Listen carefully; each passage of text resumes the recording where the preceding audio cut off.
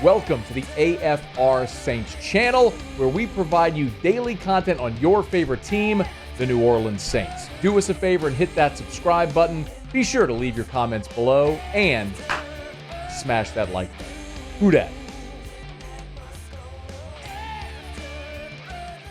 No doubt a surprise, a dark horse candidate. And there's a lot to like here for the Carolina Panthers, especially the work that Canales has done with quarterbacks. I mean, look at the year Baker Mayfield has had, a career year, back to playing as well as he did, certainly early on with the Cleveland Browns. He worked with Russell Wilson. Of course, he has ties to Seattle. This is a guy they believe has a hugely bright future. The Carolina Panthers, the next team to identify their new head coach.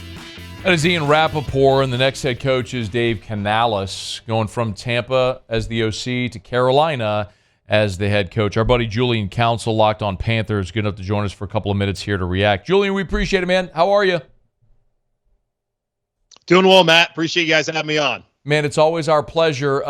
Surprise is a word a lot of people are using. Your reaction when you heard the news about Dave Canales?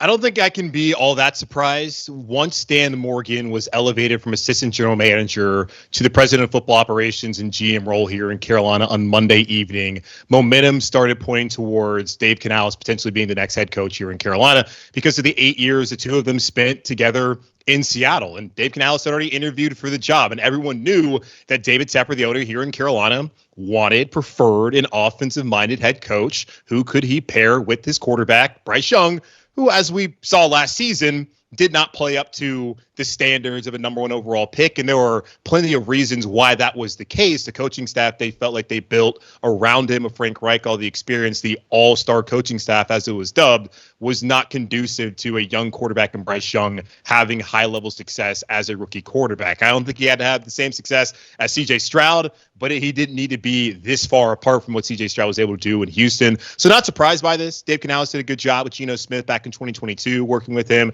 did a great job with Baker Mayfield this past season, getting him to play competent football, and he was honestly outstanding in that loss against Detroit on Sunday afternoon. Not a surprising move at all, but it is an interesting move considering that no team in the league requested to interview or interviewed Dave Canales. The Carolina Panthers did not sit down and meet face-to-face with Ben Johnson, who for the last two cycles was considered to be David Tepper's preferred candidate. That they made this decision now, it's not necessarily surprising, but it is interesting that Dave Canales is now going to be the head coach in Carolina. Julian, does that point to maybe how desirable or undesirable the job is? The fact that maybe other highly sought-after candidates didn't interview or had better options?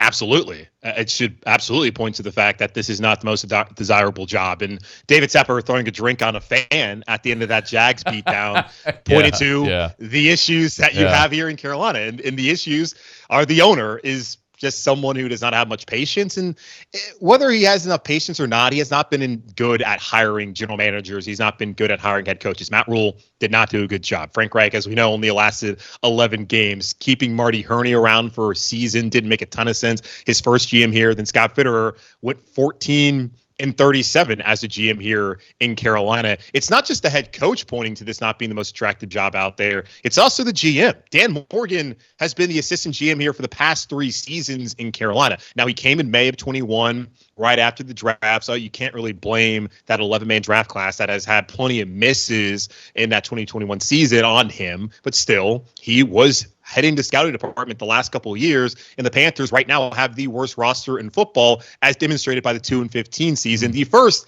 in NFL history, by the way, first 2-15 Oh, sure. season. Yeah.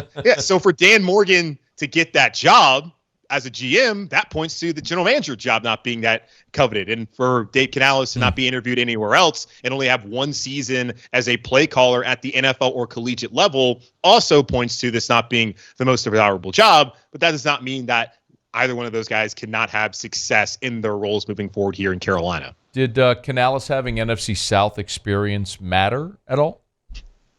I don't really think it matters all that much. I'd take more from his 13 years spent in Seattle. And Pete Carroll is an outstanding head coach. I know that they moved on from him this offseason, but no one can debate how great of a coach he was at the NFL level and at the college level. And personally, for me, sitting here at 30, like my formative years of watching football were back in the early aughts when he was at USC with Reggie Bush and Matt Leinart. I've only known Pete Carroll to be an excellent coach. And for Pete Carroll, last offseason at the scouting combine in Indianapolis to be singing the praises of Dave Canales, I'm tending to believe maybe Dave Canales has an opportunity to be a decent head coach. And it's been 13 years under that man in that organization that has won a Super Bowl, that's had success at a high level for the last 10 plus years. I take way more out of his experience there in Seattle, working with Russell Wilson, getting a chance to work with Geno Smith and resurrecting his career, than I'm going to take out of what he did in Tampa Bay, even though what he did in Tampa Bay working with Baker Mayfield, clearly it's inarguable that Baker Mayfield had a good season and that Dave Canales did a fantastic job getting him to play the way he played this past year.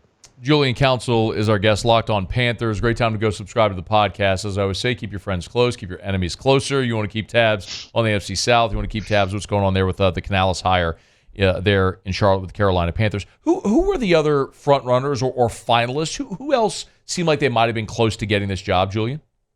I do think they had a lot of interest in Brian Callahan, who ended up being the Tennessee Titans head coach. And that may have been one of the reasons why they moved on to Canales, even though, as I've mentioned, he didn't interview anywhere else. There was no other interest. They could have waited to speak to Mike McDonald, the Ravens defensive coordinator. And I believe that's somebody they should have waited to talk to. What he's been able to do against some of these Shanahan type scheme offenses this past season. That's what's in vogue in the NFL. If you can find a defensive coordinator who can be able to stop those offenses, who also has ties to the Harbaugh tree. John Harbaugh, Super Bowl winner. Jim Harbaugh just won a national championship, going to go to the Chargers, has won everywhere he's ever been. That's something that I thought would have been attractive to the Carolina Panthers. Ben Johnson was somebody who I was told from the very beginning from people I talked to in the know, the Panthers were never getting him. He's going to be the Washington Commanders coach. That was always a pipe dream, but something that I would have felt like the old version of David Tepper, even though I still feel like it's the same David Tepper, would have moved hell, all the whole world to go and try and talk to him next week, but they did not do that. So Brian Callahan with the Tennessee Titans, they moved on him on Monday, so he never got a chance to meet for a second time in Carolina. Raheem Morris, who was just hired up in Atlanta, he got a second interview in Carolina. Jero Rivero, who's a current DC in Carolina, who's still interviewing, potentially out there in Seattle for a second time, he was also of interest. There wasn't that big of a candidate list because really it's the second interviews when you start to take those candidates seriously. They only talked to 3 guys 2 times, and they were supposed to be with Mike Vrabel today. I don't know if that even happened because the way this turned out with Dave Canales getting hired, at least zeroing in on him around noon, doesn't feel like that Mike Vrabel really was a serious candidate. So it feels like it was Raheem Morris, Jero Rivero, and then Dave Canales, who of course is going to be the next head coach here in Carolina. What are, considering year one, Frank Reich didn't even make it through year one, what are realistic expectations for Canales there in year one in Charlotte? You'd like to win more than 2 games. The most important thing, and I told you this when you had asked me this before the season, and I felt like this is a team that I certainly overestimated where they were. Like, if their offensive line would have been healthy, I don't think this team is as bad as they were. You cannot win when you have the amount of injuries they had, both on the defensive side of the ball and the offensive side of the ball. But still, the talent level was not where it needed to be. The Panthers still have to go out there and add 2, 3 capable receivers where they only had, honestly, 1 this past year. And I don't want to be in Baton Rouge hating on DJ Chark, but that's not going to be someone that anyone's going to miss here in Carolina. You know, God bless his soul, but he's not it. But they got to find some receivers.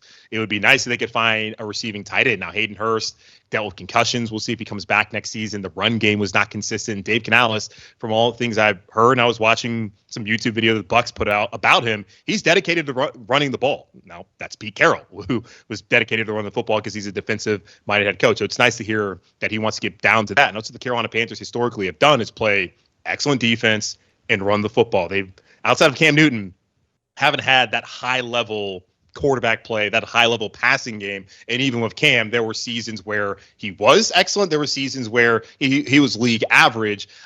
What you want to see, like with last year, is the growth of Bryce Young. You did not see that. You saw moments like against Houston to win that game at the end, against Atlanta, the Packers game where he was excellent throwing the football. You want to see the growth from Bryce Young. That's probably not probably that is the main reason that Dave Canales is here in Carolina, because of the work he did with Geno Smith, the work that he did with Baker Mayfield, and his relationship with Dan Morgan. But to come in here to work with Bryce Young, to get Bryce Young to look like the number 1 overall pick, to look like a franchise quarterback in the long-term answer in Carolina. So reasonable expectations, it's for Bryce Young to look like an NFL quarterback. That's the reasonable expectation. As far as what the record's going to be, well, they got free agency, they have the draft. There's a long way to go before I can put a number on that. But it's not going to be a team I expect to contend even in this division or for a playoff spot. They can win 5 games. That's great. But I'm not looking at this team to have a massive turnaround. What I'm focused on, and what I think David Tepper, the owner in Carolina, is focused on, is the growth of Bryce Young, and Bryce Young looking like that franchise quarterback for the Panthers moving forward. 7-win team a year ago. It can turn around in a hurry in the NFL. Carolina is going to continue to be a really interesting team to watch. He is Julian Council, Locked On Panthers. Make sure you subscribe up on your favorite podcast app. Always appreciate a couple of minutes, man. Thank you. Absolutely, Matt. Take care, man. Hey, thanks so much for watching. Please leave your comments. I love to interact. And be sure to hit the red subscribe button below.